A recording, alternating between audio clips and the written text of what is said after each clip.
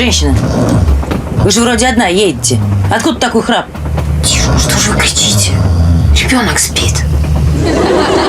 Какой ребенок? Где? Что значит какой ребенок? Вот ребенок. Слышите? Храпит, значит заснул. Ну ладно тогда.